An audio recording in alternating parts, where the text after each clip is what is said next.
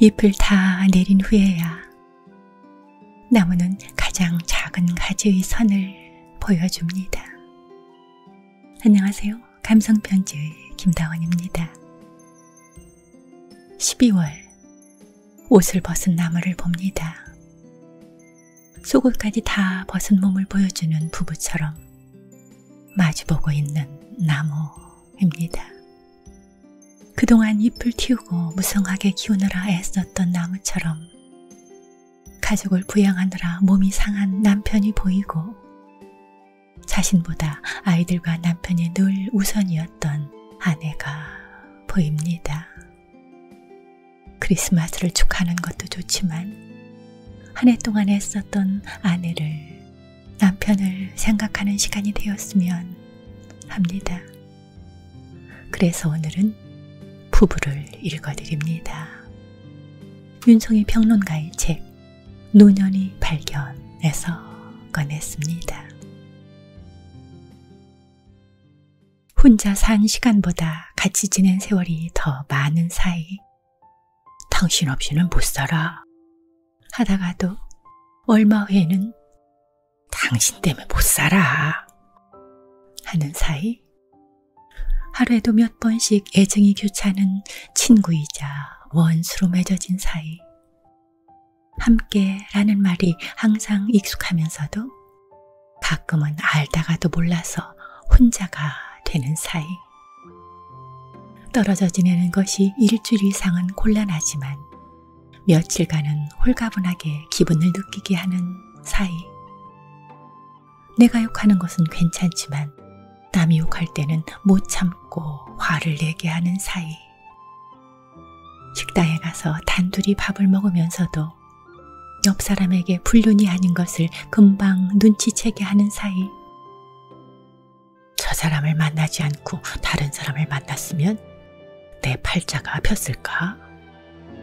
하고 잠시 회의하게 만드는 사이, 엄숙의 가면을 벗고 가장 통속적인 얼굴을 보여주는 사이, 내가 웃으면 같이 웃고 내가 찡그리면 같이 찡그리는 거울 속의 나 같은 사이, 어떤 날은 쉬었다가 어떤 날은 산문이었다가 하는 사이, 세계 인구 79억 1243만 명 중에 딱 그 한 사람인 사이, 팔 한쪽을 같이 묶고 하나 둘 걸어가며 자식이라는 발자국을 남기는 사이, 노년의 나이에 들어선 사람들에게 부부란 서로 어떤 존재일까? 부부라는 게 참으로 미묘 복잡한 관계인지라 그걸 정의하는 문장들은 실타래의 실처럼 풀려 나온다. 세상의 부부들은 저마다 만인 각색의 모습으로 살아가고 있으면서도 그게 또 고만고만한 삶의 방식으로 수렴되기도 한다. 숲에 들어가 보면 거기 크고 작은 초목들이 우거져 있다. 소나무나 주목 같은 늘 푸른 나무도 있고 겨울에 잎을 떨구는 갈참나무 같은 낙엽수도 있다. 교목도 관목도 제각각의 삶을 꾸리고 있고 쓰러진 나무, 오래된 나무들이 어울려 자리를 잡고 있다. 부부라는 나무들이 그렇게 살고 있다. 멀리서 보면 그 나무가 그 나무다. 일찍이 서양에 큐비트가 있다면 동양에는 월하 노인이 있었다. 큐비드가 쏜 화살을 맞고 눈이 잠깐 멀었던지, 월하 노인이 운명의 붉은 실로 발목을 묶어주는 바람에 발을 뺄 수 없었던지, 남자와 여자는 부부가 되었다. 시간이 흘러 큐비드의 마법이 풀리고 묶여있던 발목의 실도 느슨해지는 시간이 온다. 내가 사랑하던 그 사람이 바로 저 사람이 맞는가 싶은 의심의 시간도 찾아온다. 결혼이란 상호간의 오해로 발생한다는 오스카 와일드의 통찰에 깊은 공감이 느껴지는 때도 있다. 판단력이 없어서 결혼하고 인내심이 없어서 이혼하고 기억력이 없어서 재혼한다는 우스갯소리가 예사롭게 들리지 않는 날도 온다. 물론 갈가마귀 같은 부부가 없는 것은 아니다. 부창부수라는 말처럼 갈가마귀 암수는 1m 이상 떨어지지 않고 일생을 살아가는 새다. 동물학자인 콘라트 로렌츠가 솔로몬의 반지에서 말해주는 바에 의하면 갈가마귀는 세상에 나온 첫 해의 약혼자를 정하고 이듬해 교미를 하여 이후 사람의 수명에 뒤지지 않을 만큼의 긴 세월을 변함없이 지낸다. 암컷은 수시로 수컷의 깃털을 쓰다듬어주는 것으로 애정을 표현하고 수컷은 암컷의 입에 다정하게 먹이를 넣어주고 약혼자로 맺어질 때의 두근거림과 떨림으로 사랑의 소리를 들려준다. 갈까마귀에게는 사랑의 호르몬인 옥시토신의 유통기한이 없는 것일까? 그들끼리 다정한 느낌을 주고받는 모든 목소리와 몸짓은 사랑스럽다. 갈까마귀가 그렇게 하듯 어떤 부부들에게서도 그런 사랑스러움을 본다. 아주 간혹. 그렇지만 결혼 전에는 영화를 찍고 결혼 후에는 다큐를 찍는 것과 같다는 말이 더 다가온다. 결혼은 현실이다. 결혼은 나로부터 우리로 이동하는 변화 속으로 삶을 밀어 넣는다. 성장 과정과 살아온 환경이 다른 두 문화의 결합이고 확장이다. 친지와 혈연관계 등의 인간관계는 물론 공간까지 결혼을 통해 재배치된다.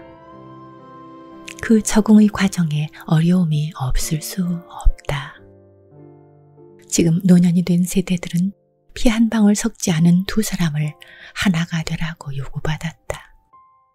근본적인 차이를 지닌 두 사람이 결합하는 것도 어려운데 과학적 합성까지 하라는 건 지나친 압력이었다.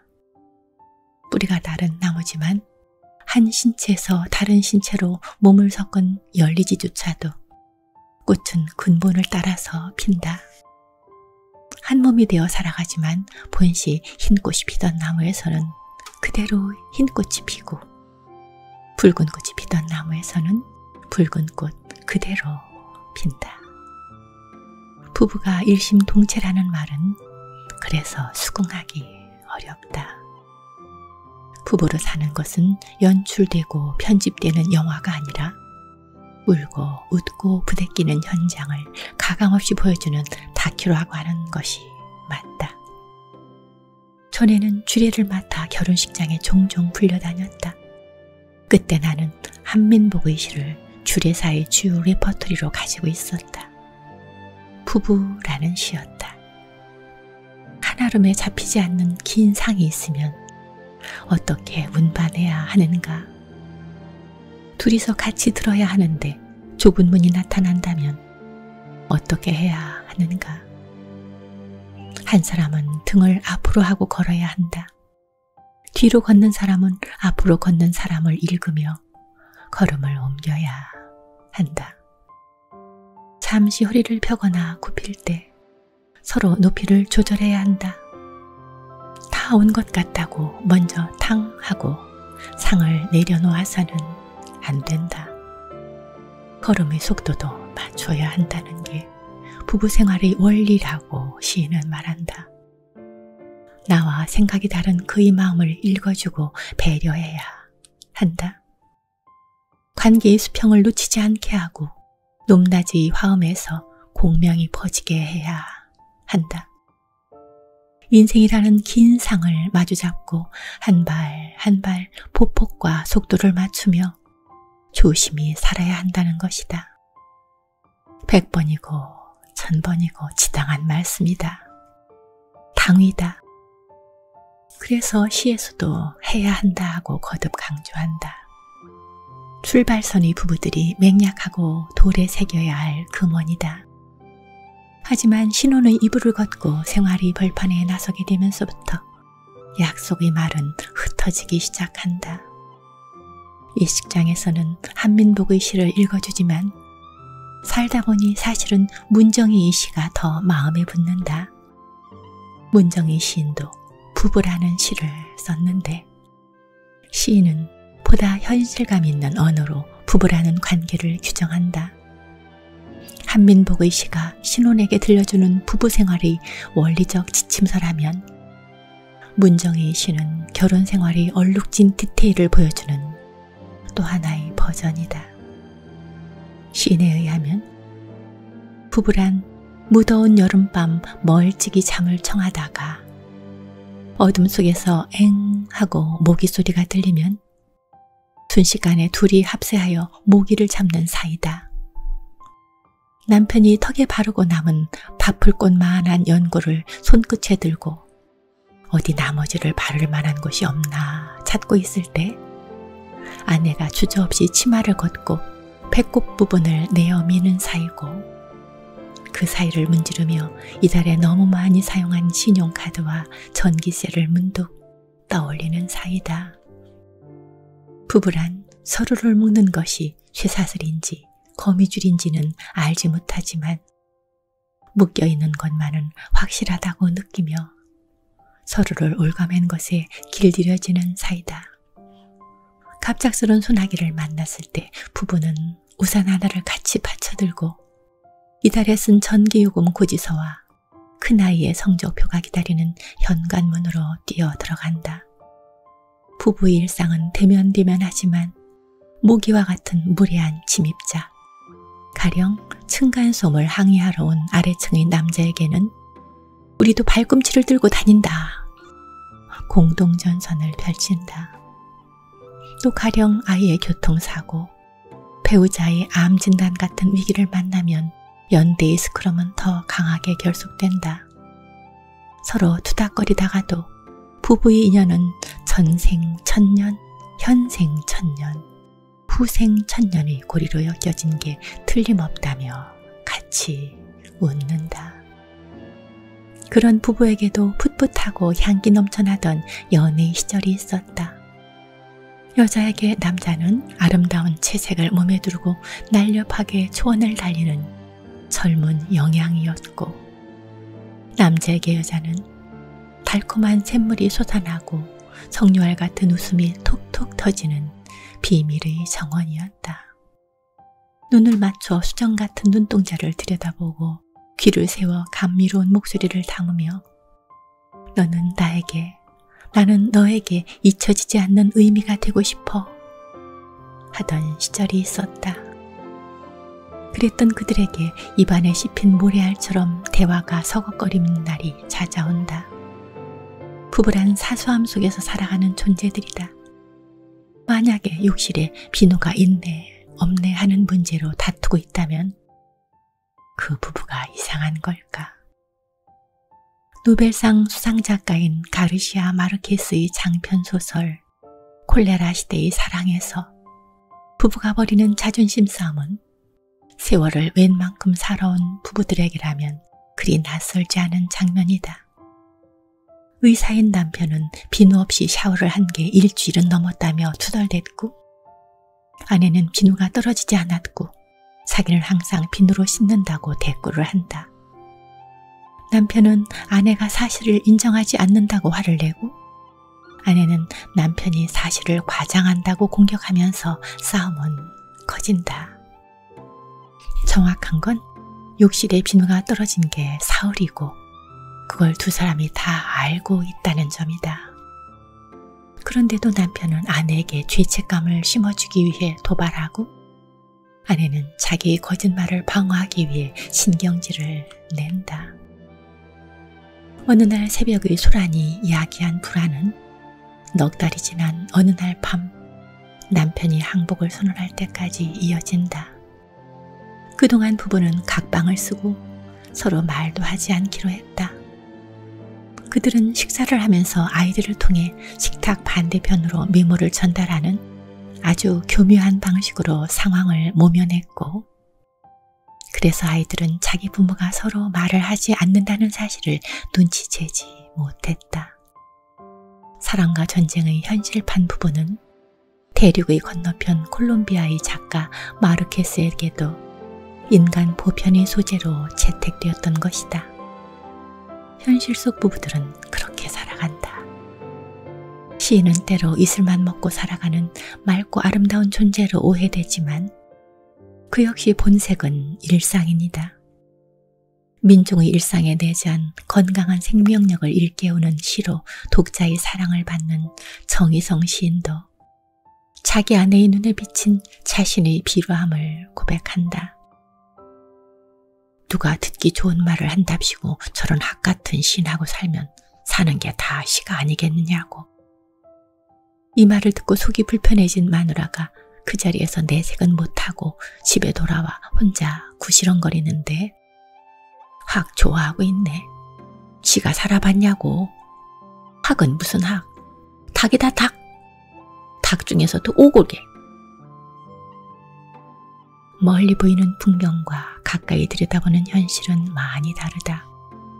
사람들은 오죽하면 네가 한번 일주일만 같이 살아봐라. 음식점의 주방은 들여다보는 것이 아니란 말도 그래서 나온 것이다. 멀리서 보면 푸르게 빛나는 지구도 알고 보면 너저분한 쓰레기 뒤범벅이다. 삶은 낭만을 배반하고 환상을 걷어낸다. 타성은 그때 그 시절을 돌아보게 할 수는 있어도 돌아가지 못하게 막는다. 대화는 잔소리로 변했고 예전에 미처 몰랐던 말과 행동들이 쏟아져 나온다. 양말과 바지를 애벌레 허물처럼 벗어놓는 사람이 남편이다. 시큼한 술 냄새를 풀풀 풍기며 밤늦게 들어와 코를 고는 사람이 예전의 그 사람이다. 부지런하고 싹싹하고 깔끔하던 아내는 온데간데 없어졌다. 도둑맞은 집처럼 집안 여기저기 물건들이 널려 있어도 며칠씩 거들떠보지 않는 사람이 아내다. 머리카락이 방 안에 나뒹굴거나 말거나 입술에 바른 빨간 루즈가 번지거나 말거나 신경 쓰지 않는 사람이 예전의 그 사람이다. 그런데 어느 날 문득 웅크린 아내의 뒷모습에서 돌아가신 장모님이 보이고 남편의 주름지는 얼굴에서 시아버지가 살아오신다. 그럴 때면 누구랄 것도 없이 애잔한 마음이 아지랑이처럼 몽글몽글 피어오를 수밖에 없을 터. 배우자에게 한순간 미운 마음이 들다가도 짠한 감정이 그걸 덮어버린다. 오탁번 시인이 일찍이 이런 감정을 포착해냈다. 장모님이라는 시다. 거실에서 자정까지 TV를 보고 나서 잠을 자려고 안방으로 들어갔다. 그런데 뜻밖에도 침대 위에 스탠드 전등을 켜고 잡지를 읽는 안경 낀 장모님이 계셨다. 아니, 장모님 어쩐 일이십니까? 목구멍까지 올라온 말을 황급히 삼키고 나는 정신을 가다듬었다. 장모님이라니. 장모님은 몇 해 전에 돌아가셔서 지금은 천안 공원묘지에 잠들어 계신데 장모님이라니. 불사. 아내에게서 장모님을 발견한 순간 아내의 콜 젊음, 장모님이 콜 늙음이라는 이분법적 도식은 허물어지고 만다. 아내도 이제는 누군가의 장모님으로 위치를 이동해 갔을 나이다. 그러나 이게 어디 아내의 변화만이겠는가? 장모로 변한 아내의 거울에서는 가족 사진처럼 노년의 부부가 비치고 있는 것이다. 시인은 늙은 아내를 보고 문득 깜짝 놀랐지만 이것은 친구가 보낸 아들의 청첩장을 보고 내가 벌써 장가들 나이가 되다니 하고 놀라는 이치와 같은 것이다. 세월은 아내만 데리고 가는 것이 아니다. 잡지를 읽고 있는 장모님은 착각이 아니라 나 자신의 나이 듦에 초점을 맞춰주는 교정 렌즈였다. 나의 나이가 비로소 의식에 선명하게 들어온 것이다. 시는 다음과 같이 계속 이어진다. 잡지를 읽고 있던 아내는 나의 착각이 대수롭지 않다는 듯 웃고 말았지만 그날부터 우리 집에는 참으로 이상한 평화가 도래했다. 아내와 다툴 일도 없고 깨쏟아질 일도 없게 되었다. 장모님 모시고 사는 사위 예절만 있으니까 남편과 아내로서의 비장한 무기도 탄약도 다 떨어졌다.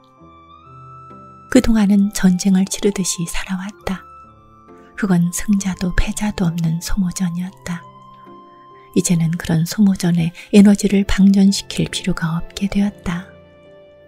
아내에게서 장모님을 발견하는 순간 첩보전, 국지전, 전면전 치르던 남편과 아내의 전쟁터는 모든 시간과 공간을 송두리째 집어삼키는 블랙홀 속으로 빨려들어갔다. 서로를 상처내던 칼은 무뎌지고 장모님 모시고 사는 사위 예절만 남게 되었다. 남편이 장모님을 모시고 살면 아내는 시아버지를 섬기고 살면 그만일 터이다. 조심조심 시아버지를 모시고 살기로, 며느리를 표신해 사랑하던 그 어른을 받들어 살기로 마음을 고쳐먹으면 될 일이다. 평화가 온다. 일시적인 평화가 아니라 깊어진 평화다. 그리하여 시의 마지막 문장은 이렇게 마무리된다.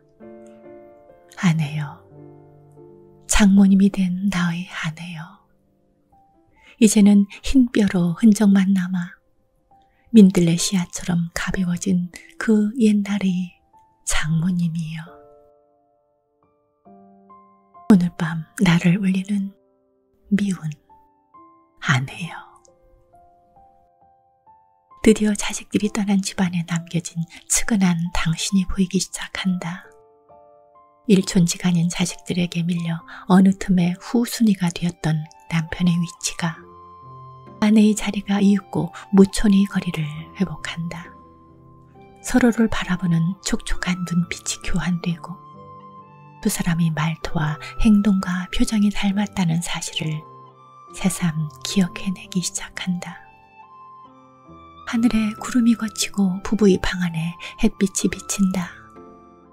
그러나 청천에도 느닷없는 벼락이 떨어지는 때가 있다. 나태주 시인의 얘기다. 평생을 시인으로, 선생으로 시와 아이들만 데리고 살던 그 사람에게 날벼락이 내렸다. 담도에 큰 돌이 생겨 그걸 터뜨리는 바람에 쓸개액이 쏟아져 나와 췌장의 4분의 3이나 녹이는 괴사성 췌장암을 일으켰던 것이다. 몇 달 있으면 정년을 하고 이제는 가난한 아내의 곁으로 돌아가 나란히 햇볕이나 쬐려던 참이었다.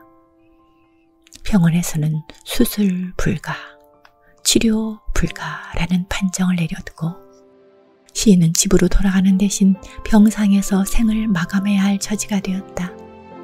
가까운 지인들이 장지를 알아보고 다니기도 했다. 이제 부부는 기도밖에는 달리 할 수 있는 일이 없었다. 살려주십시오. 살려주십시오. 그 말만 몇 시간이고 반복하는 기도를 올렸다고 했다. 시인의 아내 역시 되풀이해서 같은 기도를 올렸다고 했다. 저는 절대로 혼자서는 공주 집으로 돌아가지 않겠습니다. 결단코 저 사람을 살려주십시오.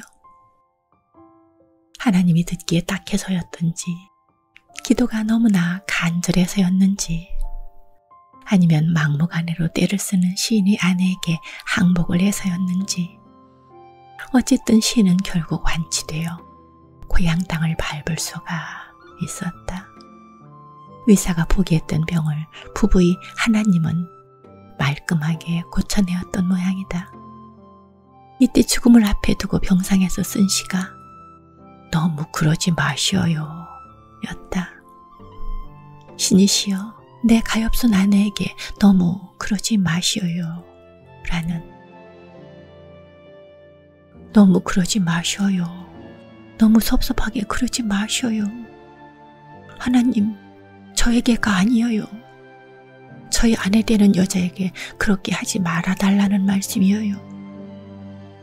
이 여자는 젊어서부터 병과 더불어 약과 더불어 산 여자예요.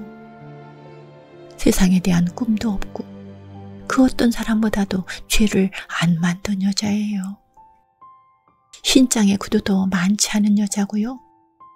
장롱에 비싸고 좋은 옷도 여러 벌 가지지 못한 여자예요. 한 남자의 아내로서 그림자로 살았고 두 아이 엄마로서 울면서 기도하는 능력밖엔 없는 여자지요. 자기 이름으로 꽃밭 한 평, 채전밭 한 귀퉁이 가지지 못한 여자예요. 남편 되는 사람이 운전조차 할 줄 모르는 쑥맥이라서 언제나 버스만 타고 다닌 여자예요. 돈을 아끼느라 꽤나 먼 시장길도 걸어 다니고 싸구려 미장원에만 골라다닌 여자예요. 너무 그러지 마셔요. 가난한 자의 기도를 잘 들어 응답해 주시는 하나님. 저희 아내 되는 사람에게 너무 섭섭하게 그러지 마셔요. 시인이 생명의 바닥에 가라앉아 기도의 촛불을 켰을 때 거기 아내의 흐릿한 생애가 비치기 시작한다. 그건 한 남자의 아내로서 그림자 같은 배경으로만 살아온 삶이었다. 외모를 화려하게 꾸미는 대신 본성을 순정하게 다듬으며 세상 일을 탐욕하는 대신 자신의 자리에만 헌신하는 생활이었다. 이런 아내를 세상에 홀로 두고 떠난다니 안 될 일이었다. 시인이 쓴 이 시는 하나님에게 호소하고 청원하는 기도문이자 자신과 동행하며 묵묵히 세월을 따라 살아온 아내의 생애를 응축한 약전이다.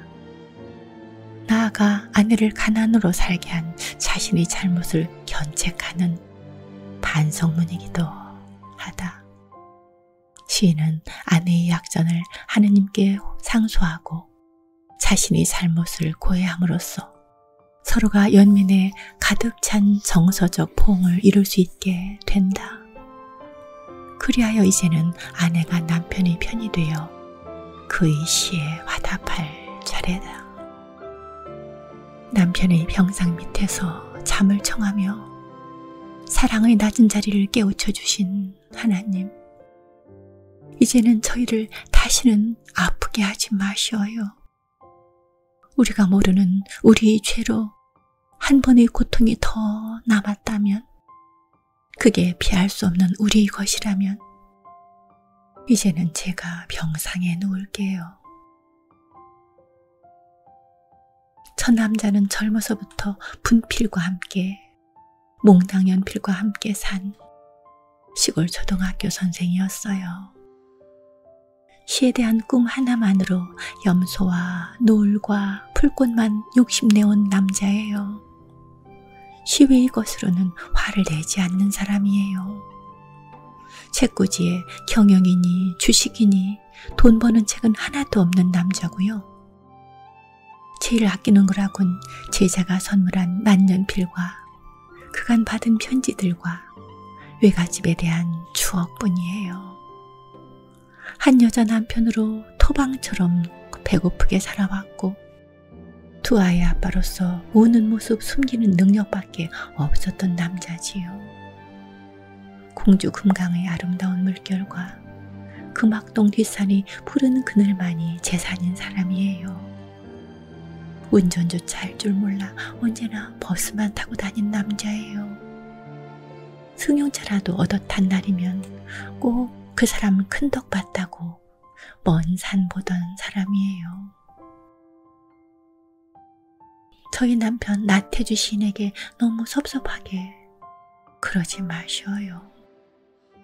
좀만 시간을 더 주시면 아름다운 시로 당신 사랑을 꼭 갚을 사람이에요. 이정록 너무 고마워요. 아내가 쓴 시다. 그러나 화제를 잠깐 바꿔 사실관계부터 확인하자면 이 시는 시인의 아내에게 빙의하여 또 다른 시인 이정록이 하느님께 보낸 탄원서이다. 시인은 상상하고 공감하는 사람이다. 시인의 아내인 양 감정을 이입하여 그녀의 마음에 접신하고 하느님께 호소한다. 남들처럼 무병장수하고 부귀영화를 누리게 해달라는 게 아니다. 시를 쓰는 사람이 좀 더 오래 시를 쓸 수 있도록만 시간을 더 주시면 그로써 바랄 게 없다는 것이다. 그리하여 이 시의 작자가 누구인지는 이제 중요하지 않게 된다. 남편은 시라는 필터를 통해서 아내의 편에 가담하고 아내는 화답이라는 댓글을 통해서 시인의 가난을 옹호하며 하느님 앞에 연대의 전선을 펼친다. 남편과 아내는 서로를 되비치는 거울 앞에서 그렇게 한편이 된다. 둘은 인생 후반전의 전의를 고취하는 동지가 되고 적의 총탄이 쏟아지는 팔보능선을 함께 돌진하는 전우가 된다. 위기가 닥칠 때마다 사람들은 주변을 둘러보게 된다. 나를 건져줄 사람은 누구인가? 내가 매달릴 사람은 어디 있는가? 물에 빠져 허우적거릴 때 멀리 있는 사람은 나를 건져내지 못한다. 인생의 경락에 내던져 있을 때도 마찬가지다. 인생이 내게 준 선물을 쓴 유진 오켈리는 3개월 시한부의 뇌종양 판정을 받은 어느 날 관계의 동심원을 그려봤다. 여러 개로 이루어진 동심원 중에서 가장 안쪽의 핵심을 차지한 사람은 자신의 어머니도 자녀들도 아닌 아내였다. 자신의 회사를 세계적인 회계법인으로 성장시키기 위해 휴가는 물론 아이들 학교 행사에도 참석해 본 일이 없던 그였다. 세상을 떠나기에는 아직 이른 53살에 불과했지만 운명의 신이 곧 그를 데리러 온다고 예고하고 있었다. 그때 읽고 있던 자기 책의 마지막 페이지를 덮어줄 사람은 회사 동료나 친구가 아니었다. 바깥쪽 원에 너무 많은 시간을 쏟아붓느라 소홀했던 안쪽의 원이 그를 붙잡아 주었다. 아내에게 돌아온 마지막 3개월은 그의 삶에서 가장 완벽한 시간이었고 가장 충만한 시기였다고 썼다. 그런데 왜 우리는 극한의 상황에 이르러서야 배우자의 손을 잡는 걸까? 유진 오켈리는 죽음이 오기 전에 좀 더 일찍 관계의 동심원을 그려보았더라면 좋았을 거라고 했다. 맞다. 하루라도 더 젊었을 때가, 조금이라도 더 건강할 때가 손을 다시 맞잡는 시기인 것이다. 몸이 쇠약해지고 있다고 느낄 때 우리는 영양제를 먹는다. 그것처럼 사랑의 접착제인 옥시토신의 분비량이 부족하다고 느낄 때 결심이라는 대체 접착제를 사용해보면 어떻겠는가. 노년의 부부에게서 서로 눈을 떼지 못하고 사랑에 숨막혀 하던 그 순간의 회복을 기대하기란 사실상 불가능하다. 그래서 사랑은 결심하는 것이다. 사랑의 호르몬이 부족해진다는 것을 알기에 매번 결심을 통하여 부부 생활의 새로운 열의를 촉진하도록 하는 것이다. 지금 아내의 콧구멍이 너무 커 황소바람이 들어갈 지경이라고 느끼고 있는가? 매사에 느려 터지고 시간 개념이 없는 여자라고 생각하는가? 나이가 70인데도 붉은 머플러를 메고 멋이나 부리려는 남편이 가소롭다고 생각하지 않는가? 운동이라고는 담을 쌓고 만날 TV 리모컨하고 씨름이나 하는 남편이 미워 죽겠지 않은가? 그러면 지금이 결심할 때이다. 이 또한 사랑하리라 하고 마음을 다잡을 때이다. 숲속의 명상가로 불리는 아잔 브라흐마의 술 취한 코끼리 길들이기 라는 책에서 본 이야기다. 결혼식을 막 마친 후에 장인이 사위에게 물었다. 자네는 아마도 내 딸을 많이 사랑하겠지? 자네는 내 딸이 세상에서 가장 아름다운 여성이라고 생각하겠지? 사위가 그렇다고 대답한 건 당연했다. 장인이 말을 이었다. 그러니까 내 딸과 결혼을 했겠지. 하지만 몇 년이 지나면 자네는 내 딸 아이에게서 결점들을 발견하기 시작할 거야. 그 아이의 결점들이 눈에 보이기 시작하면 이 사실을 꼭 기억하게. 만일 애초에 그런 결점들이 없었다면 내 딸 아이는 자네보다 훨씬 나은 남자와 결혼했을 거야. 나의 아내는, 나의 남편은 완벽해서가 아니라 결점이 있어서 나하고 결혼했던 것이다. 배우자가 꽃신이었다면 집신인 나하고 만날 일도 없었을 것 아닌가. 우리는 집신이라서 짝을 맞춘 것이다. 부족한 걸 탓할 일이 아니다. 물감의 색깔이 부족하면 섞었으면 되는 것이다. 이 또한 사랑하겠다고 생각하면 이복, 저복 쳐도 처복이 제일이다. 이방 저방에도 서방이 제일이다는 속담이 우리 부부의 얘기가 될 수 있다. 멀리 있는 것이 멋있고 아름답게 보일 때가 많다.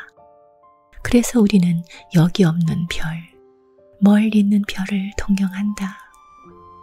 그러나 멀리 있는 별만 별이 아니다. 지구도 우주 멀리서 보면 푸르게 빛나는 별이다. 우리가 발딛고 있는 지금 여기가 바로 그 빛나는 별이다. 더 가까이에 있는 당신이라는 별이 바로 곁에서 반짝거리고 있다. 무명의 비구니가 지었다는 봄이 어디 있는지 집신이 닳도록 돌아다녔더니 봄은 정작 우리 집 매화나무 가지에 걸려 있었네 라는 오도송에서도 우리는 그 간단한 진리를 배우게 된다. 긴 글 들어주셔서 참 감사합니다. 이 글을 들으신 여러분은 행복한 부부 생활을 하실 겁니다. 즐거운 12월 보내시기 바랍니다. 다음 토요일에 뵙겠습니다.